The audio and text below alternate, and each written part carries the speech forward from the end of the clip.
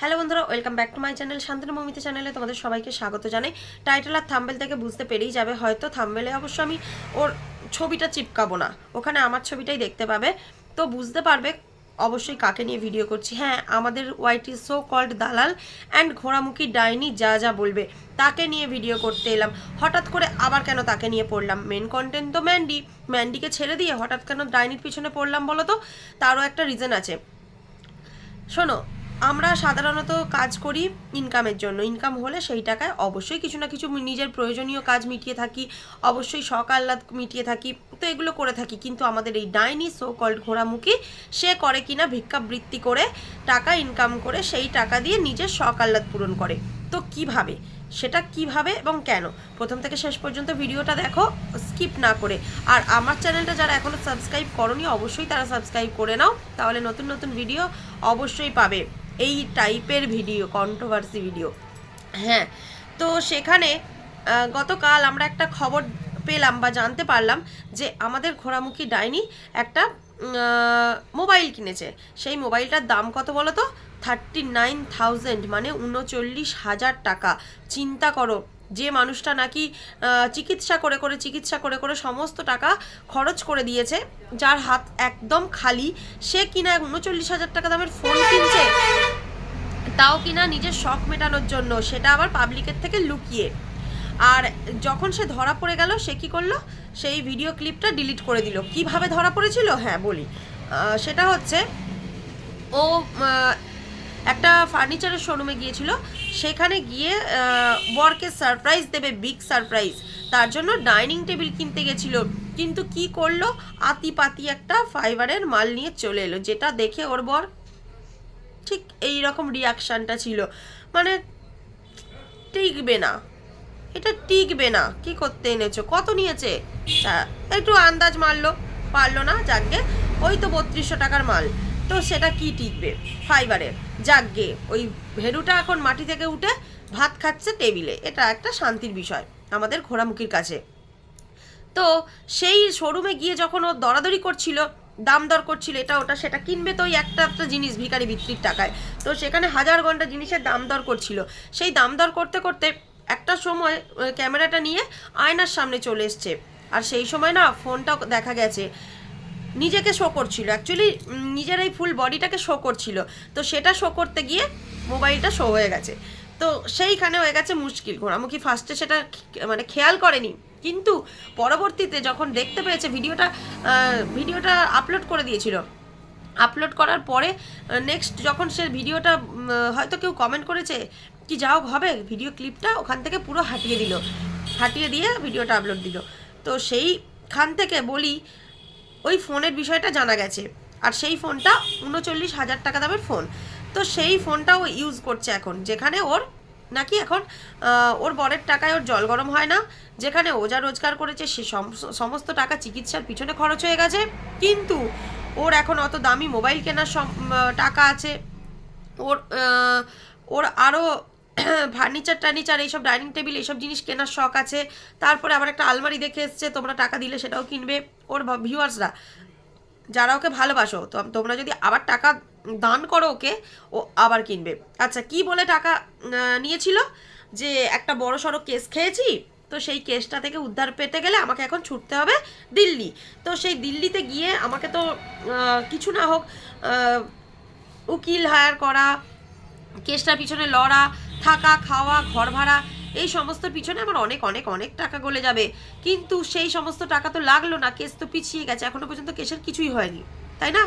তো সেখানে সেই টাকাগুলো নিয়ে এখন এই সব করে বেড়াচ্ছে, ফার্নিচার কিনছে, ভালো মন্দ খাবার খাচ্ছে, জামা কাপড় কিনছে, মোবাইল কিনছে, এই সব কিনছে। তাহলে রোজগার করা টাকা দিয়ে তুই চিকিৎসা করাচ্ছিস, আর ভিক্ষাবৃত্তির টাকা দিয়ে তুই নিজের শখ আহ্লাদ পূরণ করছিস, তাই তো? আর এই একই জিনিস যদি অন্য কেউ করতো, তুই তাকে কি বলতিস? ডিজিটাল ভিখারি। তুই কি, তুইও তো ডিজিটাল ভিখারি, তাই না? আজ সন্দীপের ঘরে গিফট আসে বলে তোর ফাটে, তুইও দু একটা গিফটের নাটক করলি, আমাকে গিফট পাঠিয়েছে, কে পাঠিয়েছে বলবো না, কোথা থেকে পাঠিয়েছে বলবো না, আমার বরের শোরুমে, আমার বর যে শপিং মলে থাকে সেই শপিং মলে এসে দিয়ে গেছে। এইসব ঢপবাজিগুলো বেড়ে লোককে ওস্কাচ্ছিলিস। যে তোমরা আমাকে গিফট দাও, এই তো গিফট এলে আমি গিফট নিই, তোমরা আমাকে গিফট পাঠাতে পারো, কোনো অসুবিধা নেই, সেটা বোঝানোর চেষ্টা করছিলিস, তাই না? একটা মানুষ ছেঁচড়া হতে হতে হতে হতে কতটা ছেঁচড়া হতে পারে রে, কতটা হতে পারে? কিভাবে মানুষকে টুপি পরিয়ে পরিয়ে পরিয়ে পরিয়ে তুই রেখেছিস বল? তোর সাধারণ কোনো কমন সেন্সও নেই, আর তুই মানুষের পর্যায়েতেই পড়িস না।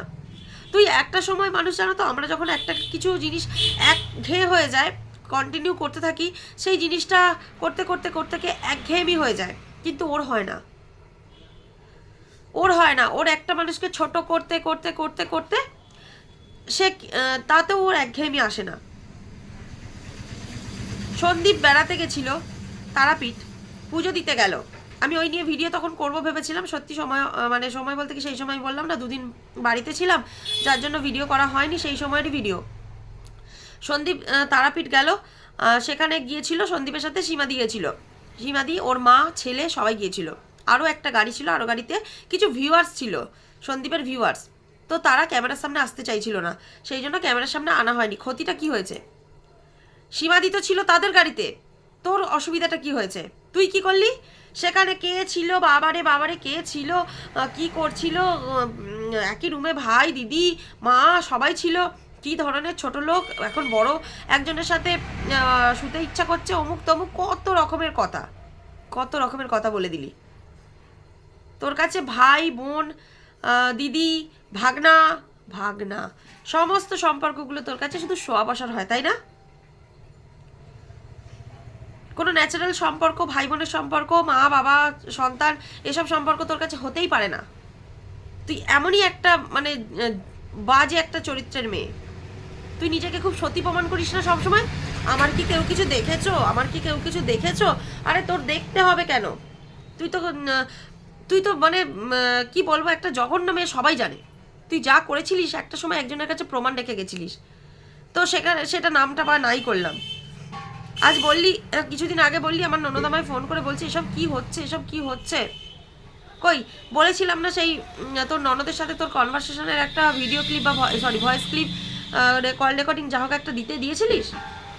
দিসনি কেন? দিসনি কেন? দিসনি কেন? তোর ভয়টা কি ছিল? দিতে পারতিস তো।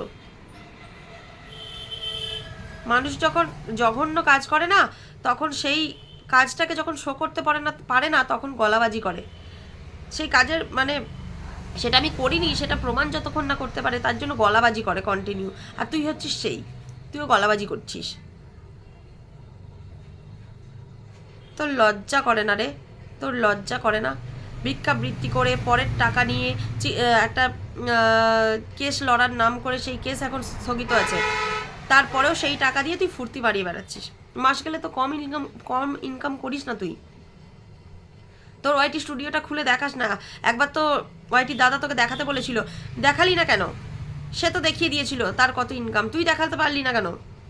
তোর এখন যে পরিমাণে ভিউজ হয়, তুই মাস গেলে কম করে 1.5 লাখ টাকা ইনকাম করিস, তো সেখানে তুই এরকম ভিখিরিপনা করিস কেন? এরকম ভিখিরিপনা করিস কেন? আমরা ইনকাম করতে না পারলেও না ভিক্ষাবৃত্তি করতে বসি না।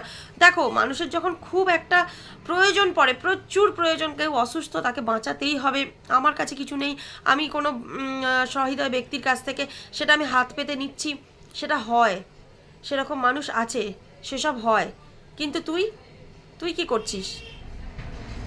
তুই তো মানে ডিজিটালি ভিখারিপনা করছিস। সত্যি তোর ভিক্ষাবৃত্তির কোনো শেষ নেই রে, কোনো শেষ নেই। মানুষ তোকে কত অভিশাপ দিচ্ছে বল, তুই সেই অভিশাপগুলো কুড়োচ্ছিস, তুই সেই অভিশাপগুলো কুড়িয়ে নিয়ে কি করছিস? বলছিস আমার কিছু জীবনে চলতে গেলে টাকার প্রয়োজন আছে, ঠিক কথা, কিন্তু কাউকে মেরে কেটে নয়, কারোর সর্বনাশ করে নয়, কারোর পিন্ডি চটকে নয়। ভিডিও থ্রু ভিডিও বলিস না? কি ভিডিও থ্রু ভিডিও করিস তুই? তুই তো পার্সোনাল ইনফরমেশনগুলো দিস, কালকেও ব্যান্ডির পার্সোনাল ইনফরমেশনগুলো দিয়েছিস, যেগুলো তোকে ভালোবেসে বিশ্বাস করে সে বলেছিল, সেই বিশ্বাসের মর্যাদা তুই রাখিসনি। কেন এটা করতে পারলি তুই? তুই মানুষের পর্যায়ে পড়িস। আজ এই মানে তোর কাঁধে মাথা না রেখে ম্যান্ডি যদি অন্য যে কোনো ভিউয়ার্সের কাঁধেও মাথা রাখতো, তাহলেও কিন্তু ম্যান্ডিকে এত বড় ঠকাতো না। তুই একটা ক্রিয়েটার হয়ে যা করলি, আসলে কি বলতো, ভিউয়ার্সরা তো সাধারণ, আর তুই তো ক্রিয়েটার, তাও আবার কন্ট্রোভার্সি, তুই তো তার পিন্ডি চটকাবি। তো মানুষের কাছ থেকে মিথ্যা কথা বলে উপার্জন করা টাকা কোনোদিন ধোপে টেকে না, আর তোরটাও টিকবে না। তুই এত বড় বড় কাণ্ড কারখানা ঘটিয়েছিস না, তোর চরিত্রটা এতটাই নোংরা না, তোকে আর কেউ বিশ্বাস করে না। আর মিথ্যা কথা বলে মিথ্যা সবসময় বলিস না আমি নিরপেক্ষ। কিসের নিরপেক্ষ তুই কিসের নিরপেক্ষ? মিথ্যে কথা বলে টাকা ইনকাম করে এখন তুই নিজের সকাল রাত মেটাচ্ছিস, সেটাও আবার পাবলিকের কাছ থেকে লুকিয়ে। পাবলিকের টাকা তুই ফুটুনি করছিস আর পাবলিককেই লুকাচ্ছিস। তোর না একটা ব্লগিং চ্যানেল আছে, তুই ব্লগিং চ্যানেলে কই বললি না ফোনটা কিনেছিস? বলতে পারতিস তো, তাহলে তো জানতাম যে হ্যাঁ তোর বুকে দম আছে। সেটা যার টাকাতেই কিনিস, লুকিয়ে গেছিস মানে তুই মিথ্যাচারিতা করেছিস, আর এই মিথ্যাচারিতার শাস্তি তোকে ভগবান দেবে। তো চলো বন্ধুরা, ভিডিওটা এখানেই শেষ করছি, এটুকুই বলার ছিল। আসবো আবার নেক্সট একটা ভিডিও নিয়ে। টাটা।